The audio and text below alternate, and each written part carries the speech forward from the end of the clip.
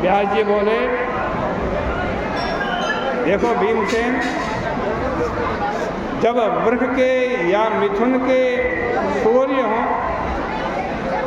जेठ का महीना हो, शुक्ल पक्ष की एकादशी हो, उस दिन यत्नपूर्वक निर्जल उपवास करना चाहिए। स्नान और आचमन में जल का निषेध नहीं है। एक मासे भर स्वर्ण जिसमें डूब जाए उतना जल आचमन कहा गया। वो जल तो शरीर को पवित्र करने वाला है। या गऊ के खुर के समान ऐसे हाथ किया जैसे चरणामृत लेते हैं, इतना जल भी अमृत के समान है। लेकिन निर्जला एकादशी का जो व्रत करे और उससे अधिक जल पीवे तो वह जल मदिरा पान के समान है। और कुछ न खाए, नहीं तो व्रत भंग हो जाएगा। एकादशी के सूर्योदय से दूसरे दिन के सूर्योदय तक जल पान न करें। ऐसा करने से 12 महीनों की एकादशी का फल उसको बिना यत्न के ही मिल जाता। फिर द्वादशी को सवेरे निर्मल जल में स्नान करके ब्राह्मणों के लिए जल और स्वर्ण का दान करें। फिर व्रत करने वाला कृतकृत्य होकर ब्राह्मणों सहित भोजन करे। हे भीमसेन, इस प्रकार व्रत करने से जो पुण्य होता है उसको सुनो।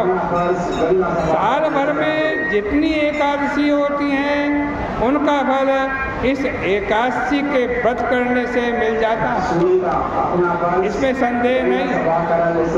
शंख चक्र गदाधारी कृष्ण भगवान ने मुझसे कहा है कि सब पापों को छोड़कर मेरी शरण में आओ। एकादशी को निराहार रहने से मनुष्य सब पापों से छूट जाता है।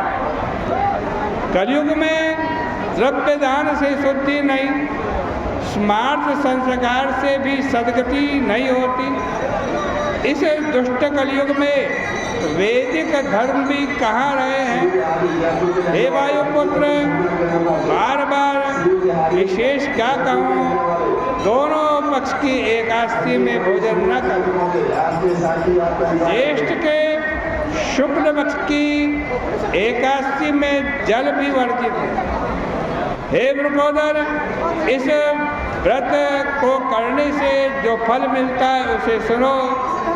सब तीर्थों से जो पुण्य होता है और सब दान करने से जो पुण्य होता है, हे वृकोदर, वह फल इस एकादशी का व्रत करने से मिलता है। साल भर में शुक्ल पक्ष और कृष्ण पक्ष की जितनी एकादशी हैं उनका उपवास करने से धन धान्य बल आयु पुत्र आरोग्यता मिलती है। और इनसे जो पुण्य फल मिलता है वही सब पुण्य फल ज्येष्ठ महीने की शुक्ल पक्ष की निर्जला एकादशी का व्रत करने से मिल जाता है।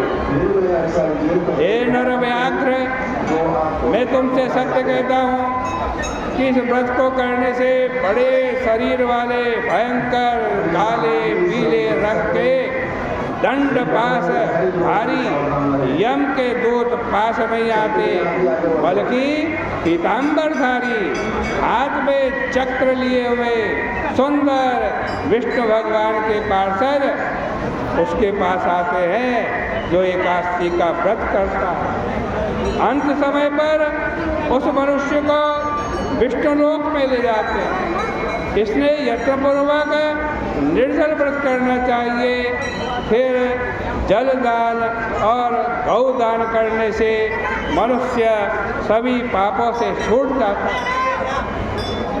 हे भीमसेन, इसको उधर आज भगवान सूत जी जन्मेजय को सुना रहे हैं और कह रहे हैं, हे जन्मेजय, इसको सुनकर पांडवों ने सब व्रत को किया, भीमसेन ने भी इस व्रत को किया और उसी दिन से आज इस एकादशी का नाम एक भीमसेनी एकादशी भी पड़ गया। हे राजन, इस प्रकार पापों को दूर करने के लिए तुम भी यत्नपूर्वक इसका व्रत और भगवान की पूजा करो। हे अनंत, हे देवेश, मैं आज आपका निर्जल व्रत करूँगा और दूसरे दिन भोजन करूँगा। ऐसा बोल करके सब पापों को दूर करने के लिए इंद्रियों को वश में करके श्रद्धापूर्वक व्रत करें।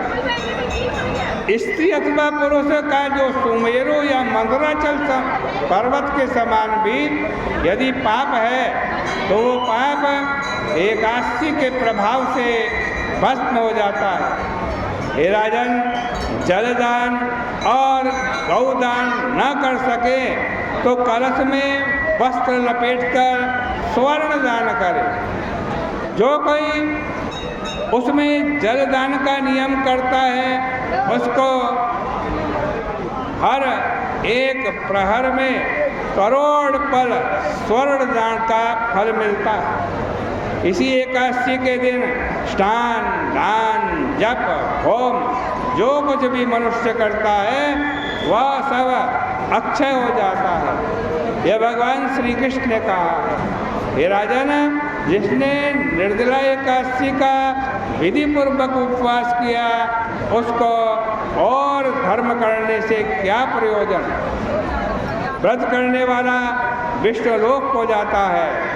हे कुरुश्रेष्ठ, जो एकादशी के दिन स्वर्ण, अन्न, वस्त्र का दान करता है वह सब उसका दान अक्षय होता है।